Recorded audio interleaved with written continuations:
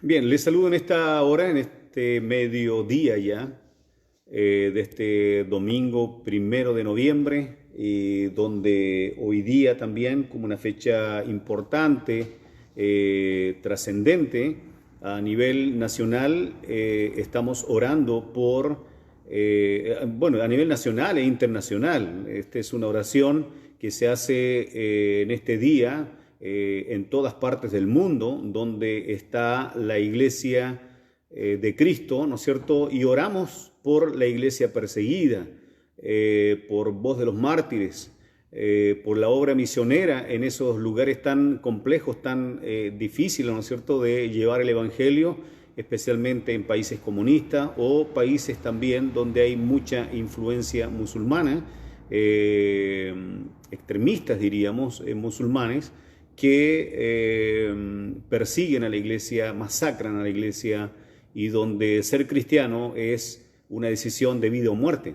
Lo que nosotros acá no estamos viviendo, no estamos sufriendo, algunas cosas, sin duda, hay cosas que nos oprimen, pero no estamos viviendo en ese extremo que viven estos hermanos.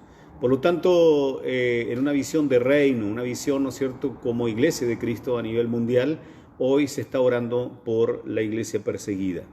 Ya hemos iniciado en esta mañana orando por ella y seguramente usted lo ha hecho en casa, algunos, otros lo harán, no sé, en el día, durante la tarde, en la noche.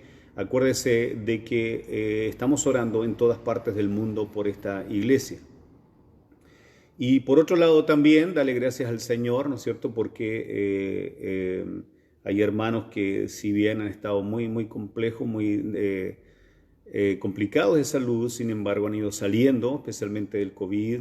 El hermano Francisco en camilla, él está mucho mejor, ya algo recuperado, por lo tanto, gracias al Señor que pudo soportar, digamos, toda esa situación, no sé, por decirlo, a lo mejor una agonía que vivió, ¿no es cierto?, porque no se sabía bien si iba a soportar más esa enfermedad, ¿no es cierto?, o el tratamiento también que se hace tan especial, tan complejo. Por lo tanto, ese es un motivo de gratitud, ¿no es cierto? Y siempre igual animarnos como iglesia, especialmente, ¿no es cierto?, como región donde se han visto situaciones difíciles también, ¿verdad?, de violencia. Bueno, yo creo que es un motivo de oración también para que Dios traiga paz, la paz, digamos, que el Señor puede dar, la paz que es parte, ¿no es cierto?, se incluye dentro de lo que es la vida nueva en Cristo. Quiero compartir en esta mañana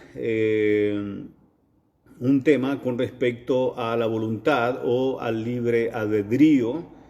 Quiero hablar de esto como una virtud propia del hombre dada por Dios, porque en definitiva, ¿no es cierto?, es una virtud dada por el Señor. Cuando Dios creó al hombre y la mujer, le dio esta virtud, y lo vamos a ver acá, ¿no es cierto?, cómo ellos usaron este libre albedrío.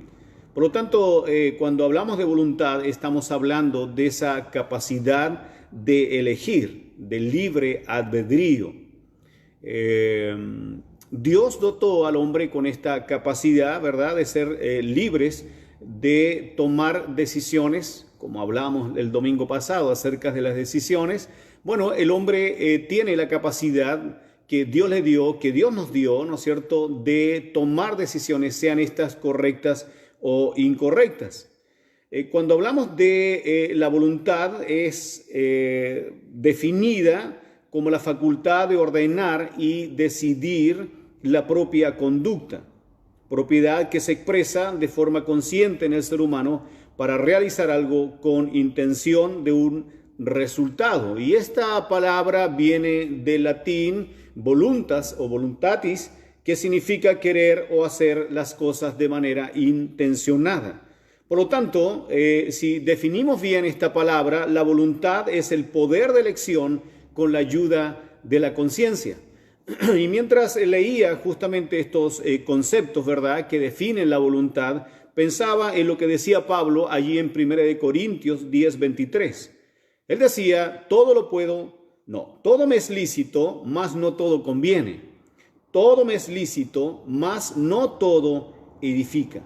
En otras palabras, yo puedo ejercer mi libre albedrío, mi voluntad, pero debo saber, o sea, aquí aplicamos la conciencia, debo saber si al usarla tengo algún provecho que me edifique y que sea de bendición para mi vida. Aún más, si al ejercer mi voluntad estoy contribuyendo a lo demás o a los demás. Si estoy contribuyendo, o sea, como mis decisiones, ¿verdad? De esta libre elección, de este libre albedrío, de esta voluntad propia que cada uno de nosotros tenemos, cómo contribuye al Evangelio, cómo beneficia al Evangelio, cómo de una u otra manera me define a mí dentro de mi relación con Dios. Todo me es lícito, pero no todo conviene. Hay muchas cosas que se hacen hoy día, ¿verdad?, dentro de esta libertad, de este libre albedrío, pero no todas las cosas que hacemos son edificantes ni para mi vida, ni tampoco honran a Dios, ni honran tampoco a la iglesia. Por lo tanto, nuestras decisiones deben ser amparadas bajo lo que hablamos aquí acerca de la conciencia que el Espíritu Santo ejerce en nosotros, esa influencia que el Espíritu Santo ejerce en nosotros para tomar nuestras decisiones y ejercer nuestra voluntad. Veamos algunos ejemplos en la Biblia de lo que estoy diciendo con respecto a la voluntad, como hombres y mujeres usaron de esto, ya sea de manera correcta o incorrecta. Y nuevamente voy a citar el libro de Génesis. En el capítulo 3, versículos 1 al 6, 11 al 13, dice: pero la serpiente era astuta más que todos los animales del campo que Jehová Dios había hecho, la cual dijo a la mujer: ¿con qué Dios os ha dicho, no comáis de todo árbol del huerto? Y la mujer respondió a la serpiente: del fruto de los árboles del huerto podemos comer, pero del fruto del árbol que está en medio del huerto, dijo Dios, no comeréis de él, ni le tocaréis, para que no muráis. Entonces la serpiente dijo a la mujer: no moriréis, sino que sabe Dios que el día que comáis de él serán abiertos vuestros ojos y seréis como Dios, sabiendo el bien y el mal. Y vio la mujer que el árbol era bueno para comer y que era agradable a los ojos, y árbol codiciable para alcanzar la sabiduría. Y tomó de su fruto y comió, y dio también a su marido, el cual comió así como ella. Los siguientes versículos, 11 al 13, dice: y Dios le dijo: ¿quién te enseñó que estabas desnudo? ¿Has comido del árbol que yo te mandé no comieses? Y el hombre respondió: la mujer que me diste por compañera me dio del árbol y yo comí. Entonces Jehová dijo a la mujer: ¿qué es lo que has hecho? Y dijo la mujer: la serpiente me engañó y comí. Bueno, todos estos versículos de esta historia nos enseñan que el hombre usó su propia voluntad para pecar y desobedecer a Dios. O sea, el hombre ejerció su libre albedrío, su decisión, ¿verdad?, de su conciencia, de su voluntad, y teniendo la oportunidad de decidir hacer el bien, hizo el mal. Teniendo la oportunidad de estar en obediencia con Dios, obró contrariamente a lo que Dios le había dicho. Por lo tanto, ejerció su libertad, pero lo hizo de manera incorrecta, contraria a Dios. Dios le preguntó al hombre: ¿has comido del árbol que yo mandé no comieses? O sea, ¿has ejercido tu voluntad y libre albedrío en hacer lo que yo te mandé no hicieses? Y luego le pregunta a la mujer de la misma manera: ¿qué has hecho? ¿Qué hiciste con tu libre albedrío, con tu voluntad? Y lo interesante de esto es que cada uno de ellos buscó culpables fuera de ellos mismos. Dios les deja claro que la responsabilidad de hacer lo correcto o de pecar estaba en ellos, como también la responsabilidad de ser fieles al pacto con Dios también estaba en ellos. Y Dios le replica esto.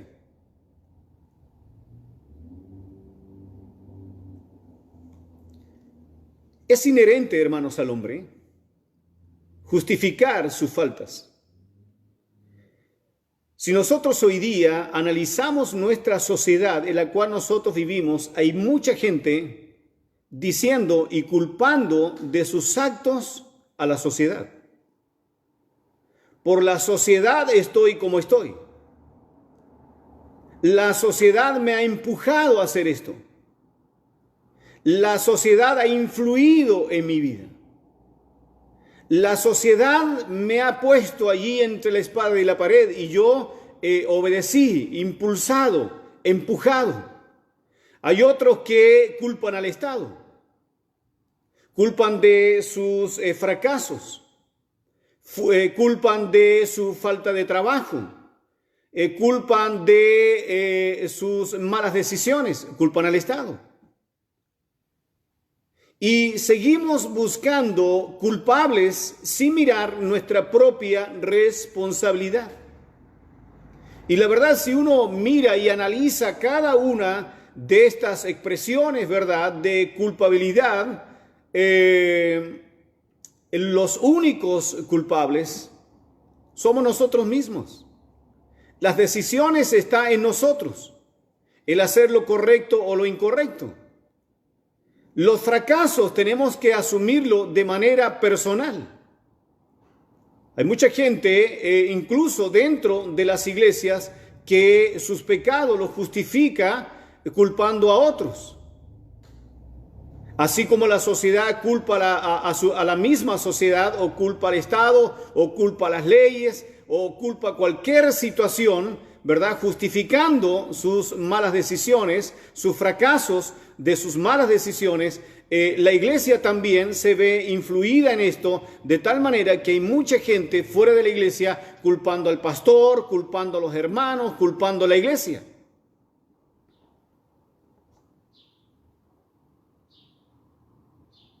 Por lo tanto, lo que estamos diciendo con esto es que nos cuesta, hermanos, buscar responsabilidad en nosotros mismos. Asumir nuestras faltas, asumir nuestra mala decisión en este libre albedrío, esta voluntad propia de hacer o no hacer, ya sea lo correcto o lo incorrecto. Yo he escuchado personas que dicen que roban, ¿verdad? Se han convertido en ladrones porque la sociedad no les ha cerrado las puertas, no les ha abierto las puertas, no les ha dado oportunidades, o definitivamente el Estado también, ¿verdad?, los ha marginado, y etcétera, etcétera, y por eso roban y por eso delinquen. Hay gente que dice que miente porque han sido empujados a mentir. Hay gente que miente porque eso les trae algunos beneficios, porque decir la verdad les cierra las puertas y mentir les abre las puertas, porque en la sociedad en que vivimos es más valorable mentir que decir la verdad. En alguna medida tienen razón, pero no es justificación. Hay otros que han decidido en su vida convertirse en homosexuales porque han sido abusados desde niños, abusados sexualmente. Mujeres que han decidido ejercer la prostitución porque fueron violadas o abusadas o vejadas en su infancia, en su niñez. Y sin duda hay casos que podríamos seguir sumando a esto y quizás encontrarle algo de razón, pero la verdad es que toda mala decisión tiene un solo responsable, un solo culpable, y es nosotros mismos. No es culpa de los demás.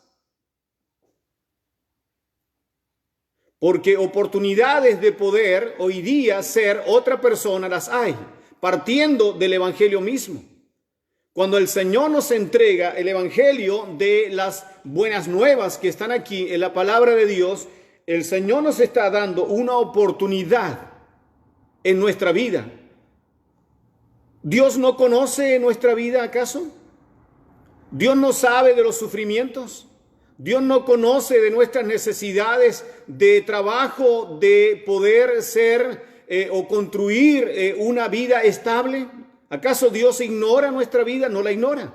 ¿Acaso Dios desconoce los abusos que se cometieron en la infancia de la vida de una persona o de otras cosas también que le han llevado a vivir vidas lastimosas o vulnerables o vidas que han marcado una tendencia de lágrimas, de dolor, de angustia? ¿Acaso Dios no sabe acerca de eso? Lo sabe.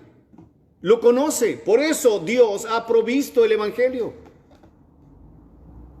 No hay otra vida más completa que podamos tener si no es a través del Evangelio de Jesucristo y de Cristo mismo para transformarla y no solamente transformar o lograr que nosotros tengamos esta comunión con Dios, sino también cambiemos nuestra manera de pensar. Por eso Pablo dice, el que robaba no robe más, sino trabaje.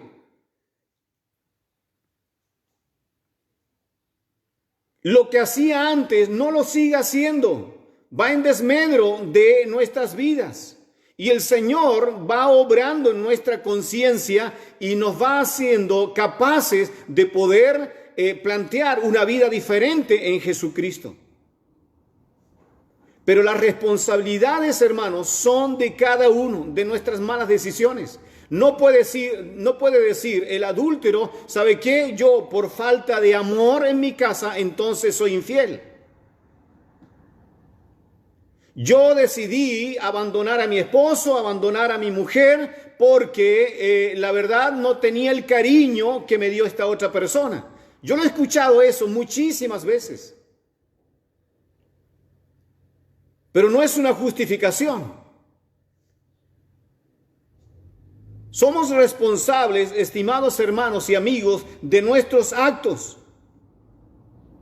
Aunque sean muy convenientes, muy justificados, pero somos responsables cada uno delante de Dios. Y Dios deja claro que esta responsabilidad directa de nuestros actos son de nosotros y no de los demás. El medio puede influir, me puede afectar, me puede dañar, pero las determinaciones finales son de cada individuo, de cada persona en el ejercicio de su libre albedrío o libertad de hacer, tomar sus propias decisiones de su conciencia, de su propia conciencia o voluntad.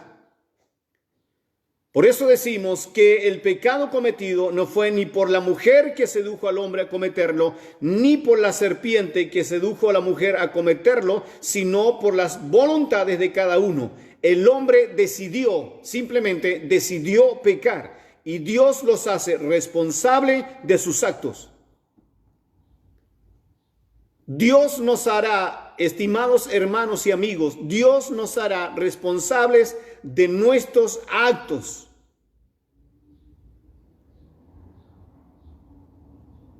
Y Dios lo va a hacer en el día del juicio. Él va a revelar nuestras obras, nuestras decisiones. Porque el Señor nos ha abierto oportunidades.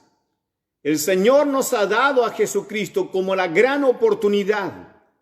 Una puerta que se abre a una salida de nuestra amarga vida, como queramos llamarla o calificarla.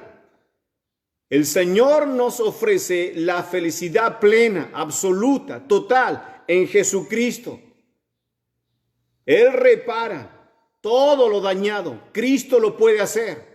Reparar nuestra vida. Y eso es lo que Dios ha hecho con mucha gente que ha venido aquí destrozada a los pies del Señor.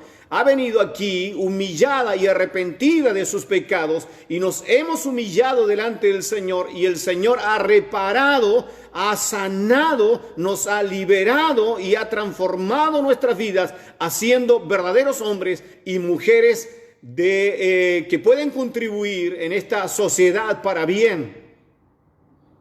Él lo hace, Él lo ha hecho, Él lo hará, lo seguirá haciendo. En el libro de Daniel nosotros encontramos un segundo ejemplo que quiero dejar en esta hora en ustedes, allí donde ustedes están. En el libro de Daniel, capítulo 1, versículos 1 al 9, dice: en el año tercero del rey Joacim, rey de Judá, vino Nabucodonosor, rey de Babilonia, a Jerusalén, y la sitió.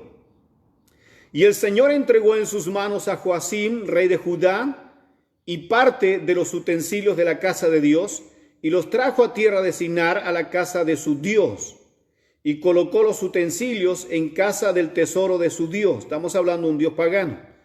Y dijo el rey a Aspenaz, jefe de los eunucos, que trajese de los hijos de Israel, del linaje real de los príncipes. Estos eran eunucos que generalmente estaban en los palacios de los reyes. Muchachos de quienes no hubiese tacha alguna, de buen parecer, enseñados en toda sabiduría, sabios en ciencia y de buen entendimiento, e idóneos para estar en el palacio del rey, y que les enseñase las letras y la lengua de los caldeos.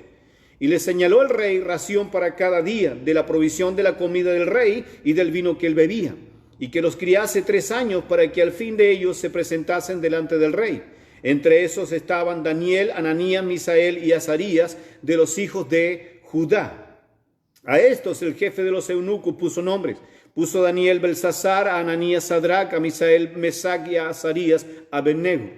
Y Daniel propuso en su corazón no contaminarse de la porción de la comida del rey, ni con el vino que él bebía. Pidió por tanto al jefe de los eunucos que no se lo obligase a contaminarse.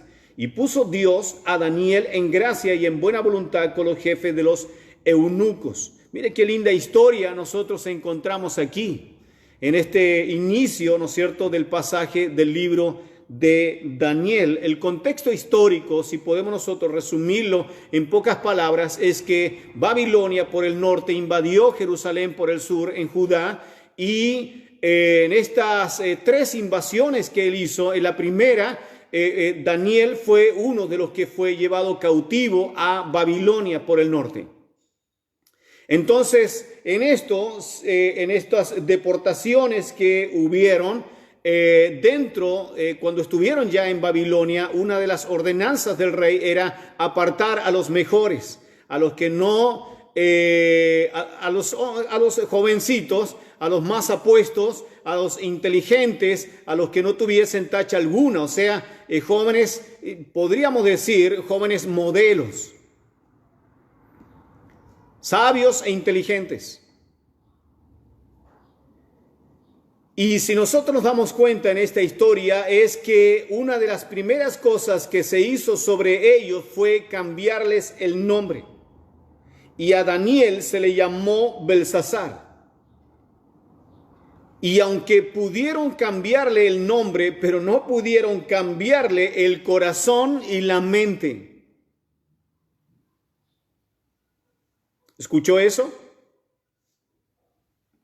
Y la Biblia dice en el versículo 8, Daniel propuso en su corazón no contaminarse con la porción de la comida del rey, ni con el vino que él bebía. La comida y el vino se usaban en la mesa del rey y generalmente eran dedicados previamente a sus dioses paganos.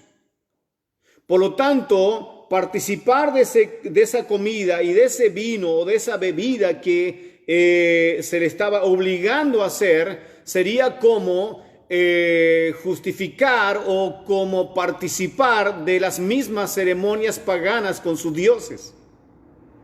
Daniel eso no lo iba a permitir porque él tenía claro dónde estaba su corazón, tenía claro en su conciencia quién era el Dios verdadero al cual él había juramentado o él se había humillado, ¿no es cierto? Había tomado compromiso con ese Dios y él no le iba a faltar.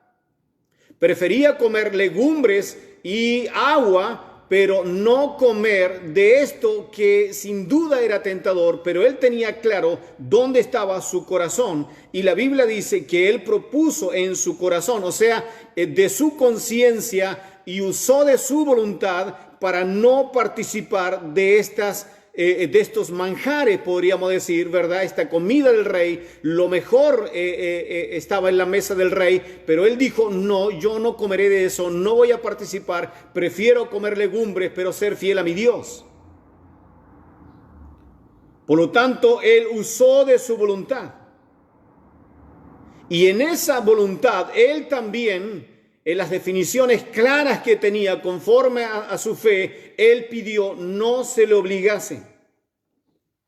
Por lo tanto, él en esa decisión cerró toda posibilidad de conciliar su fe y sus convicciones a esta propuesta tentadora, ¿verdad?, que iba a satisfacer la parte física, pero no iba a satisfacer su conciencia o su espiritualidad. Hermanos,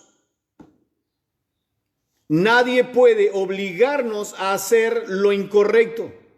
Si tenemos claro dónde nosotros estamos asentados como hijos de Dios, tenemos claro o debemos tener claro quién es Dios para nosotros. Y que no hay nada que reemplace la presencia de Dios en nosotros. Nada. Aún aunque la sociedad nos pueda influenciar, aún dentro de lo que el mercado nos pueda ofrecer, aún frente a nuestra propia estabilidad o a nuestra propia conveniencia, sin embargo, un cristiano no va a transar en su fe si eso va en desmedro del evangelio y de lo que hemos creído en la palabra de Dios. No debemos transar, hermanos. Nada se justifica. La primera respuesta de Dios a la voluntad inquebrantable de Daniel fue que Dios hizo que los administradores de la casa del rey, los eunucos, aceptaran la decisión de no comer de estos alimentos. Y en toda la historia de la vida de Daniel vemos la presencia de Dios que estuvo con Daniel todos los días de su vida. Porque aunque Nabucodonosor murió y le sucedió su hijo Belsasar, y que luego también fue muerto cuando el imperio babilónico fue invadido por los persas, y el rey que se aposentó allí fue el rey Ciro, también llamado Darío. Sin embargo, Daniel siguió aún en ese tiempo en lugares privilegiados. Es más, lo dice en Daniel 6:26, que en todo el dominio de mi reino, dice Darío o Ciro, en todo el dominio de mi reino, todos teman y tiemblen ante la presencia del Dios de Daniel, porque Él es el Dios viviente. Gloria al Señor. O sea, Daniel, hermanos, en esta voluntad, en este libre albedrío, él decidió frente a cualquier cosa siempre ser fiel a Dios, y Dios lo honró en todos los reinos, ya sea el babilónico o el persa. Dios honró a Daniel.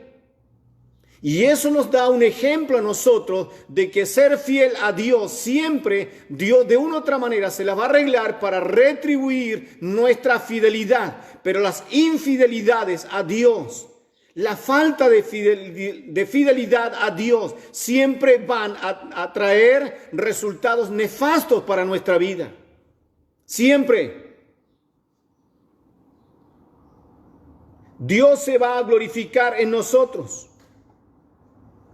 Por lo tanto, el ejercicio de la voluntad, de lo que estamos hablando en esta mañana, del libre albedrío, de acciones correctas, no solo afectan mi propia vida, sino que también trascienden a mi fe en Dios, ya sea para honrar o deshonrar al Señor.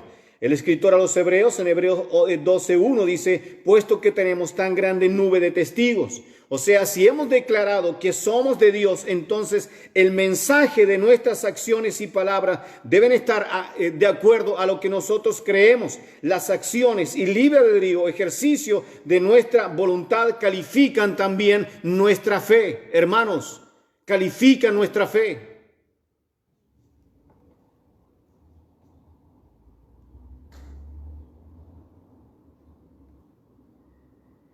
cada uno, con esto voy terminando, cada uno ha recibido la capacidad de ejercer su libertad para hacer lo correcto que agrada a Dios o lo incorrecto que desplaza a Dios.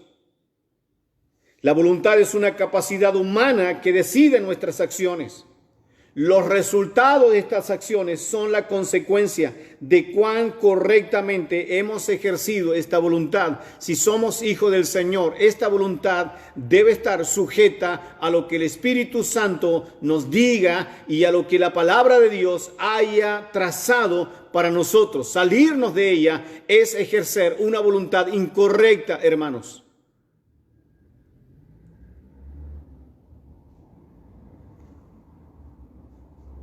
Por lo tanto, no hay pecado que se pueda justificar, no hay ninguno.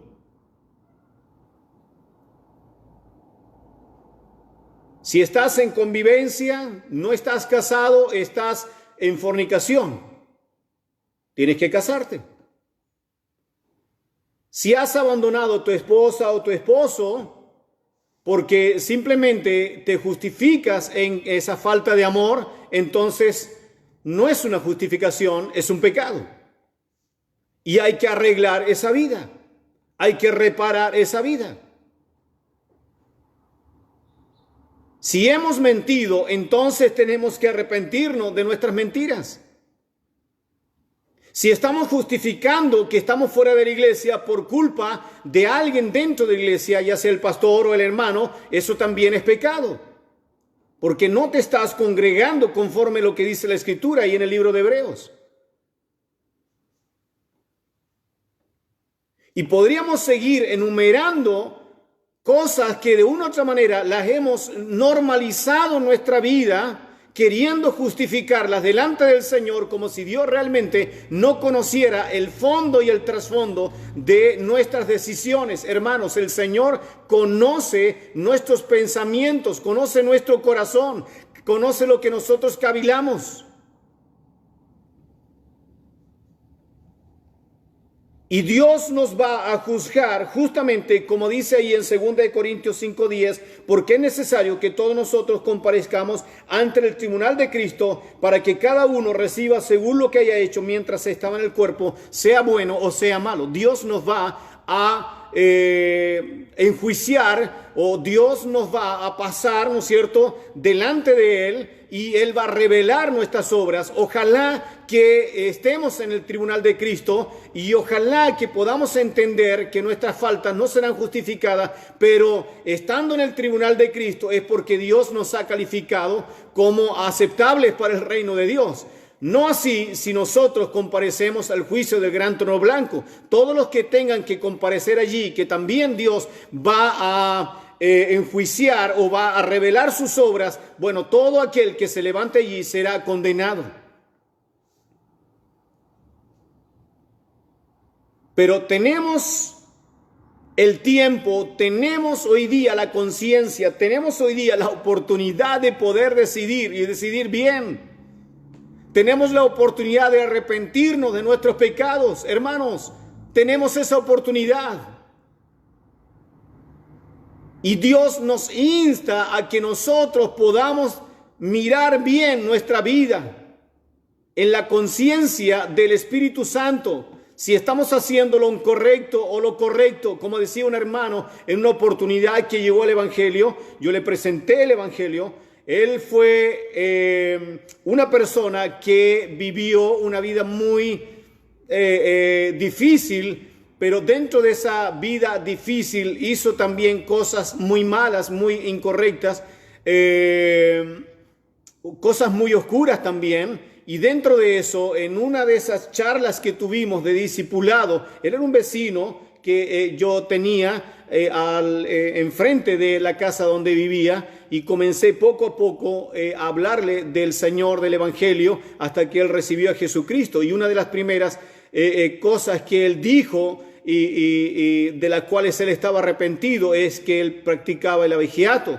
Y él me contaba cómo él compraba animales robados y cómo había ahí todo un círculo delictivo de personas que se dedicaban a eso, y él dijo: yo no quiero participar más de eso, yo quiero ganarme la vida de otra manera. Y él decía, al tiempo después, decía: pastor, Dios me está bendiciendo, yo tenía unos terrenos allí, ahí estoy sembrando papa, estoy haciendo otras cosas, estoy vendiendo, no me ha faltado, estoy feliz donde estoy, Dios ha cambiado mi vida. Y bueno, gloria al Señor, eso es lo que Dios hace.